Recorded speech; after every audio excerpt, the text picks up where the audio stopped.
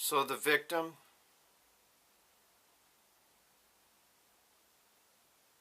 that I knew about that did not live,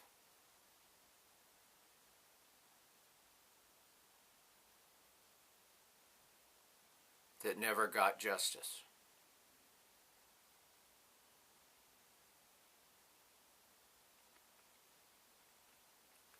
So I'll do a recap briefly. We have my father here, who is already been condemned or publicly sued for misprescribing drugs here.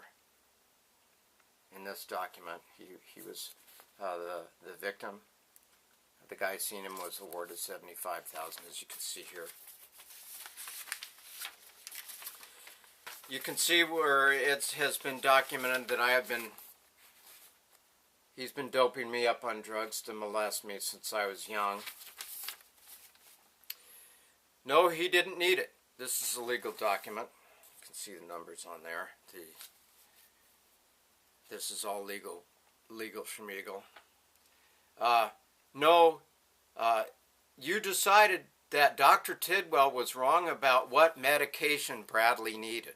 This is the court talking to my adoptive mom. No, he took the white pills in a row and he got dizzy at school one day. See, I was basically illiterate. My grades were all messed up because he had me so doped up my medication.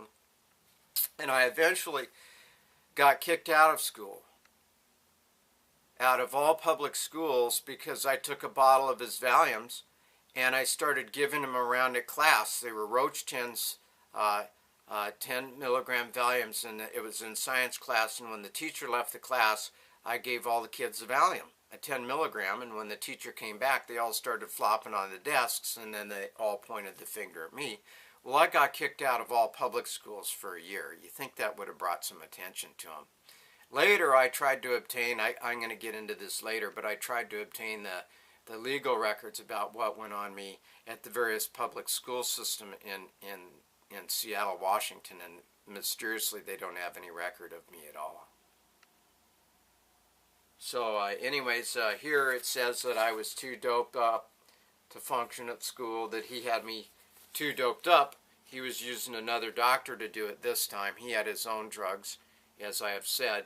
And so the person at the court, legal document says, did you take him back to Dr. Tidwell if he needs some other medication might be prescribed? And she says that Dr. Tidwell says, the child is symptom-free. Dr. Tidwell says, don't bring me a child that is completely symptom-free. So Dr. Tidwell didn't know about me being molested, and I don't know why he didn't get suspicious, but he was wondering why my dad's having me sent to this doctor to get. I think he was just trying to distract. If it ever ended up in court, it would look like that other doctors were prescribing me medication, and I died when he was molesting me when I was doped up.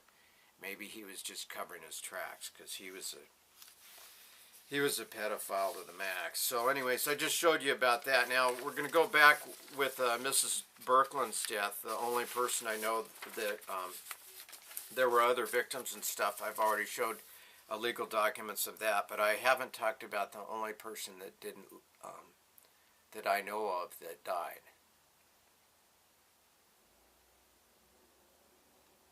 The person that never got away.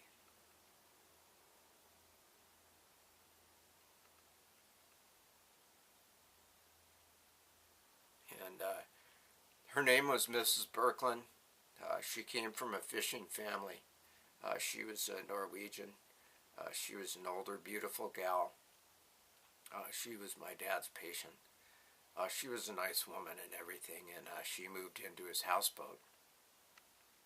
They started having sex, and then I don't know whether I had sex with them both or not. I think I probably did. And yeah, I think I probably did, to be honest.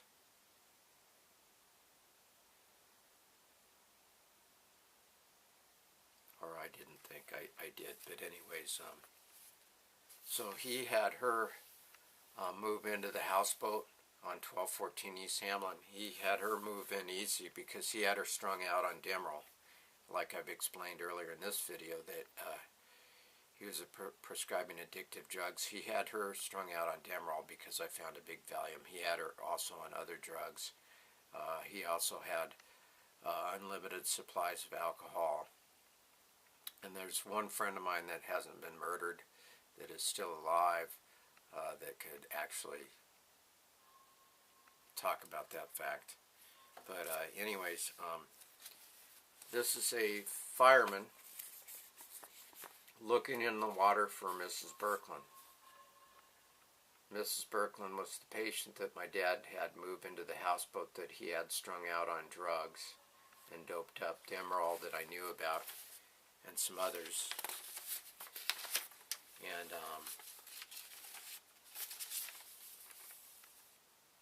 the body was recovered.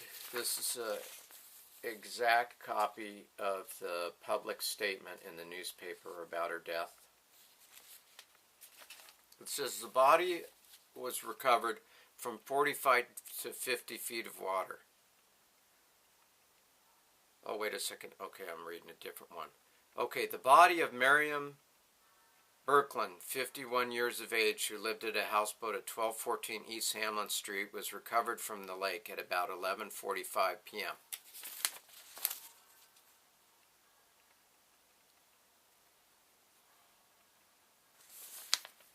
A companion. A companion. Why didn't they say a child molesting, overprescribing, had her drugged up on drugs, psychiatric doctor pedophile told police? Why didn't they have that statement? Because that's really what he was. I mean, that's not a factual statement. I mean, this isn't a legal document. This is a newspaper clipping, but they're not telling the truth here because they say a companion. See, he was having sex with me and Mrs. Birkeland. So, and doping her up on drugs, that's not, maybe that is a companion. No, wait a second, but he's a doctor. So wouldn't it say a doctor? And they didn't, Dr. Pedophile? Or something like that? The fucking nerve of them to say he's a fucking companion.